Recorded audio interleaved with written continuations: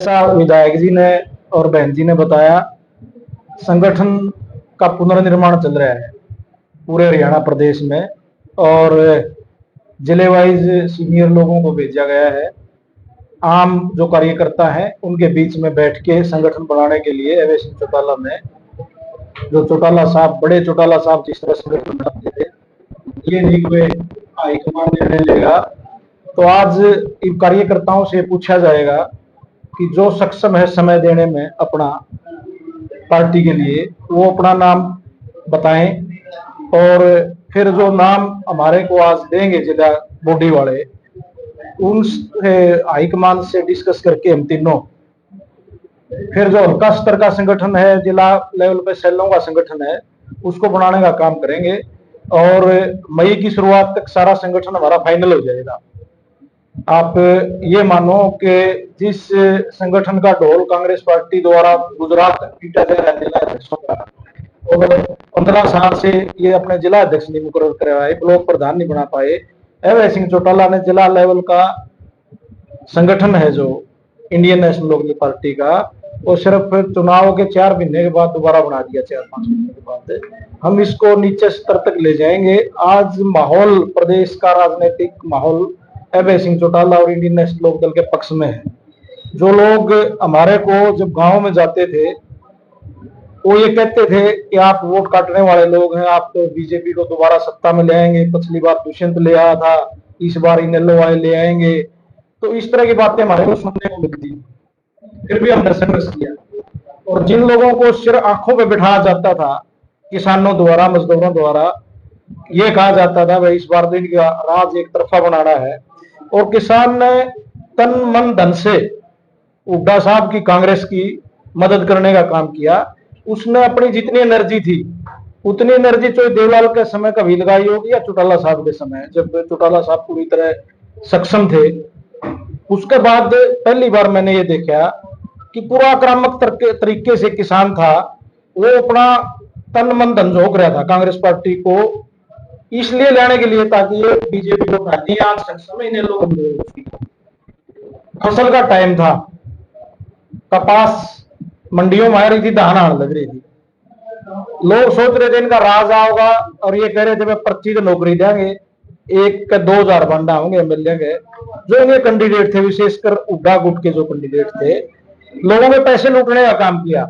एक एक कैंडिडेट के 5-5, 10-10, 15-15 करोड़ रुपए लोगों ने दिए बेच के अपनी फसल, ताकि उनके बच्चे पर्ची तो लग जाए। लेकिन जो नीचे का खेल था, ऐसा ही आरोप पहले विधानसभा में भी लगाया गया है।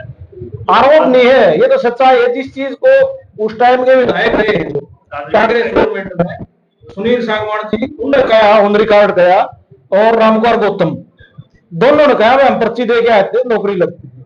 विधानसभा में झूठ में तो उसका मोशन आता है, बैठे हैं भाई साहब आदित्य जी, यदि कोई गलत चीज पेश करता है तो उसका मोशन है, प्रिविलेज मोशन के नाम पे किस्त मेरे को अच्छी तरह तो सजा हो सकती है उस पर।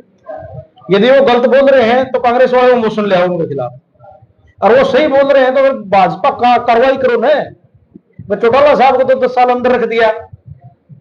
चौटाला साहब का तो ये प्रूव है नहीं, कोई पैसे का लेन देन कोई इस तरह का हुआ नौकरी में, उनको तो 8-10 साल की सजा कटवा दी। और इनका ऑन रिकॉर्ड, इनके जो एमएलए उस टाइम के, इन एमएलए को इंटरोगेट करो, बताओ किसकी पर्ची दे के आए, कौन लगे, फिर इनको बुलाओ। उसी दिन मुकदमा दर्ज करने का नहीं बनता होता, बताओ जिस दिन विधानसभा में बात आएगी।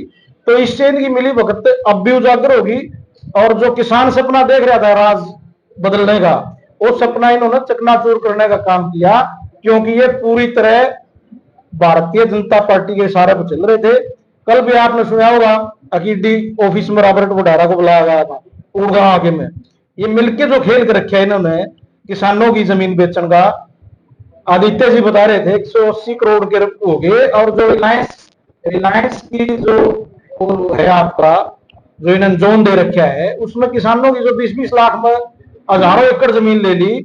आज 20 लाख की 10 गज जमीन है, वहां लूट लिए किसान तो, और वो सारा फ्रॉड सामने आ रही है, ये कोई कार्रवाई नहीं कर रहे। उमेश जी, कितने आंदोलन हुए हैं हरियाणा में, बेरोजगारी भी पहले नंबर पे है, गुंडागर्दी भी काफी देखने को मिलती है, लेकिन फिर भी जींद जिले की बात करें तो आंदोलन की शुरुआत जींद से होती है, फिर भी भाजपा 4 सीटें जीतती है।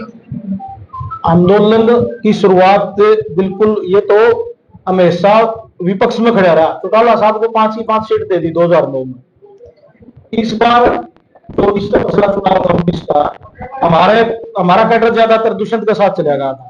दुष्यंत को भी आप मान लो जुलाना की दे दी, उचाना की दे दी, नरवाना की दे दी, 5 में 3 दे दी। ये कभी सरकार के साथ नहीं जाता। ये तो जो मुख्य विपक्षी दल है उनकी जो कमी है उसकी वजह से 4 सीट लेगी भाजपा। नहीं, ये तो क्रांति का जिला है। यहाँ से तो राजनीतिक बिगुल बजता है सत्ता के खिलाफ हमेशा। हरचोई देवलाल की तो कर्म भूमि रही है, हर चीज चीन से शुरू करा करते। महागठबंधन होता तो कुछ परिणाम बदलते?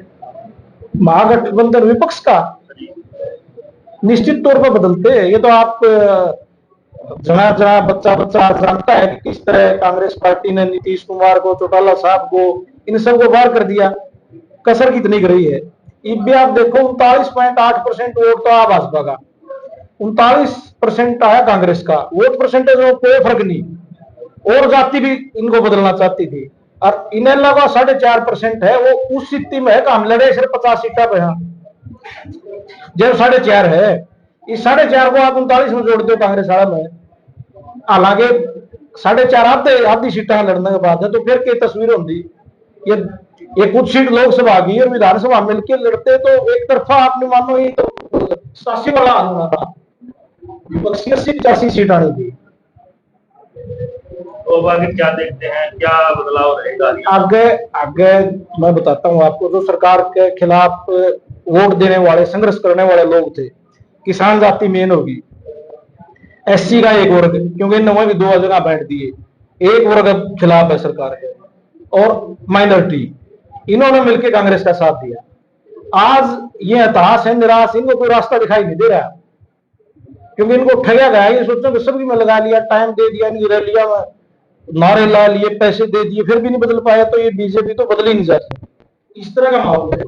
कोई बात चल रहा है लोगों में, जो थोड़ा सा उनको उछाना है 6 महीने में, तो यह चल रहा है अगर इनकी रैड काइट्स का, तो अब चौटाला काइट्स का है और इंडियन नेशनल काइट्स का। अगर इसने देख लो, जाट वोट बैंक वापस आ गए लोग के पास, बिल्कुल आने लग रहा है।